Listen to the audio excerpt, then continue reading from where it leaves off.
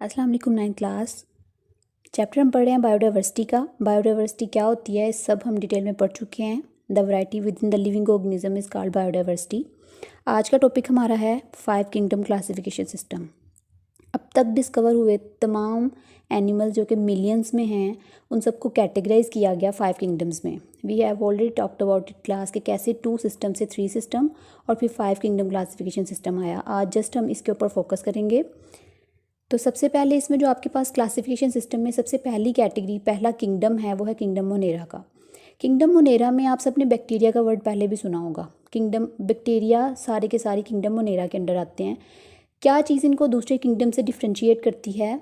Actually जो bacteria हैं ये प्रोकैरियोट्स होते हैं। प्रोकैरियोट्स मीन इनमें कोई प्रॉपर इनका वाज़े न्यूक्लियस भी नहीं होता। ये चीज़ इनको प्रोकैरियोन में कैरियोन का मतलब होता है nucleus. Prokaryon before the nucleus mean true nucleus इनमें नहीं होता। तो इसलिए ये बाकी सारे ऑर्गेनिज्म से डिफ़र करते हैं। दैट्स वाई इनका एक सेपरेट किंगडम बना दिएगा किंगडम मोनेरा के नाम से। ये चेन्स, क्लस्टर्स और कॉलोनीज़ की फॉर्म में रह सकते हैं और ये यूकैरियोटिक सेल से प्रोमिनेंटली डिफरेंट होते हैं। ये ज़्यादातर हेटरोट्रोफ्स होते हैं। क्लास हेटरोट्रोफ टर्म का मतलब है जो अपना फूड खुद प्रिपेयर नहीं कर सकते। इस पूरी यूनिवर्स में फूड चेन्स कहाँ से स्टार्ट लेती हैं? वो प्लांट से स्टार्ट लेती हैं। सबका फूड जो प्रिपेयर करते हैं वो प्लांट्स प्रिपेयर करते हैं।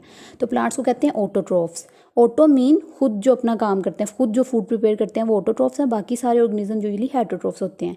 लेकिन बैक्टीरिया की भी कुछ कैटेगरीज ऐसी हैं जो हेटरोट्रोफ्स हैं। ये साथ कुछ एग्जांपल्स आपको दिखाई गई हैं। They may be in the spherical forms, rod like forms और स्पाइरल फॉर्म्स।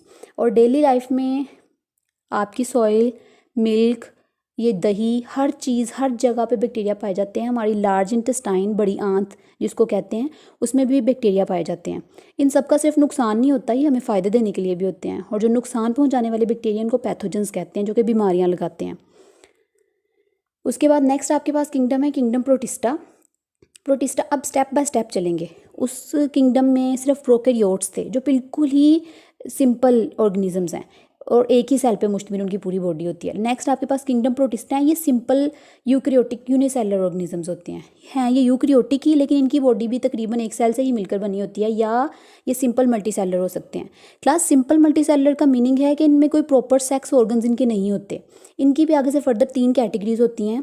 दे में भी एल्जी, ये यूनिसेलुलर, कॉलोनियल और सिंपल मल्टीसेलुलर होते हैं। ये प्लांट्स के साथ भी रिजेंबल करते हैं क्योंकि इनमें भी क्लोरोफिल होता है। क्लोरोफिल क्या है? क्लोरोफिल एक ऐसा पिगमेंट, एक ऐसी प्रोटीन है जो सनलाइट को अब्जॉर्ब करके फूड प्रिपेयर करती है। दूसरी कैटेगरी इनकी प्रोटोजोवंस की है। ये एनिमल लाइक होते हैं। मतलब किंगडम प्रोटिस्टा को इसीलिए तो प्लांटी और एनिमेलिया में नहीं रखा गया कि इनकी कुछ जो इनकी स्पीशीज़ हैं वो एनिमल लाइक हैं, कुछ प्लांट लाइक हैं, और इनकी तीसरी कैटेगरी है फंजाई लाइक। तो इनकी 3 कैटेगरीज होती हैं। ये नेक्स्ट इनकी एग्जांपल्स कुछ आपको दिखाई गई हैं, ये आप देख सकते हैं। मतलब डेली लाइफ में आप इन चीज़ों को देख रहे होते हैं लेकिन आपको पता नहीं है कि ये प्रोटिस्टा के अंडर लाए करते हैं। तो एल्जी सारी की सारी प्रोटिस्टा में आती है। प्रोटोजोवंस को भी कुछ प्रोटोजोवंस डिजीज़ कोजिंग भी होते हैं, ठीक। उसके बाद जो नेक्स्ट किंगडम है आपके पास वो है किंगडम फंजाई का। फंजाई में यूकैरियोटिक, अब देखिए आप प्रोकैरियोट्स से चले, उसके बाद आप सिंपल मल्टीसेलुलर यूकैरियोट्स पे आ गए। अब सिंपल मल्टीसेलुलर नहीं है बल्कि ये मल्टीसेलुलर। अगले 3 किंगडम्स जो 3 के 3 किंगडम्स हैं, फंजाई, प्लांटी और एनिमेलिया, ये सब के सब मल्टीसेलुलर हेटरोट्रोफ्स होते हैं। मल्टीसेलुलर का मतलब है इनकी बॉडी एक से ज़्यादा सेल से मिलकर बनी है। लाइक हम जो हैं, हमारे अंदर ट्रिलियंस ऑफ सेल पाए जाते हैं, फिर एक ह्यूमन बॉडी जो है वो फॉर्म होती है। इसमें यूकैरियोटिक मल्टीसेलुलर हेटरोट्रोफ्स आते हैं जो एब्जॉर्प्टिव होते हैं अपने न्यूट्रिशन मोड में। आप सब ने मशरूम्स देखी होंगी, खुम्बियाँ जिनको हम बोलते हैं। कभी बारिश का सीज़न होता है, वहाँ भी खुम्बियाँ लगी हुई होती हैं, वो किंगडम फंजाई के अंडर आती हैं। इसके अलावा आप सब यीस्ट का नाम भी जानते होंगे। ये जो बेकरी में जितनी भी आइटम्स बन रही हैं उसमें भी यीस्ट का यूज़ होता है, वो सब फंजाई की कैटेगरी में आते हैं। यूजुअली ये डीकम्पोजर्स होते हैं।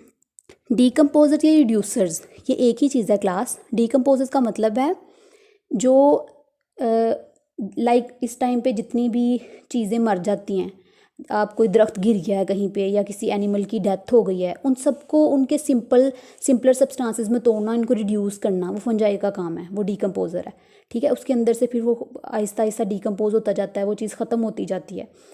ये ऑर्गेनिक मटेरियल पे रहते हैं और स्मॉल और and absorb small organic molecules formed by the digestion of by enzymes. इनके अंदर एक स्पेशल किस्म का एंजाइम होता है जिसकी वजह से ये डीकम्पोजर्स की तरह एक्ट कर सकते हैं, ठीक। ये आपको फंजाई दिखाई गई। ये सब आप लोग देख चुके होंगे, छोटी छोटी मशरूम्स हैं ये सब। ये मशरूम्स खाने में भी इस्तेमाल होती हैं। कुछ मशरूम्स पिज़्ज़ा के ऊपर शायद आपने मशरूम लगी देखी भी हो, ये वो मशरूम वो ईटेबल होती हैं। कुछ मशरूम जहरीली भी होती हैं जो कि खाने के लायक नहीं होती।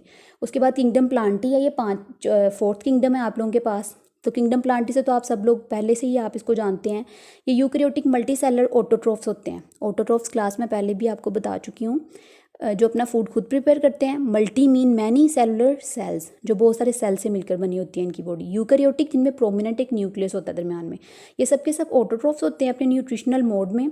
फोटोसिंथेसिस के थ्रू ये अपना फूड खुद प्रिपेयर करते हैं। Photosynthesis, photo mean light, synthesis mean तैयारी। लाइट की प्रेजेंस में जब फूड तैयार करते हैं तो उसको फोटोसिंथेसिस का प्रोसेस कहते हैं। इसके अंदर मल्टीसेलुलर सेक्स ऑर्गन्स होते हैं। मोसिस फर्न्स और फ्लावरिंग प्लांट्स इनके अंदर आते हैं। क्लास मोसिस फर्न्स भी आप सब लोग जानते हैं, ये आपको मोसिस दिखाई गई हैं। मतलब ये फ्लावरिंग प्लांट नहीं होते, ये कहीं भी उग जाते हैं इस तरह, नमी वाली जगह पे यूजुअली ये उगते हैं। और दूसरे आपके पास फ्लावरिंग प्लांट्स भी होते हैं। और बहुत सारी प्लांट्स जो आप अपने इर्द गिर्द दरख्त वगैरह देखते हैं वो सारे किंगडम प्लांटी के अंडर आते हैं। लास्ट में हमारे पास एक किंगडम है, किंगडम एनिमेलिया का। किंगडम एनिमेलिया ये वो यूकैरियोटिक मल्टीसेलुलर कंज्यूमर्स हैं। कंज्यूम करने वाले, जस्ट यूज़ करने वाले हैं। ये इंजेस्ट, फूड को इंजेस्ट करते हैं और डाइजेस्ट करते हैं। ये जैसे हम खुद किंगडम एनिमेलिया के अंदर लाई करते हैं। ठीक, हमें कोई सेल वॉल नहीं होती। सेल वॉल सिर्फ प्लांट्स के अंदर होती है जो इनको रिजिडिटी का काम करती है। और जो हम लोग में सेल वॉल नहीं और मूवमेंट शो करते हैं, क्योंकि प्लांट्स में सेल वॉल है, उनको रिजिड करती है, इसलिए वो मूव नहीं कर रहे।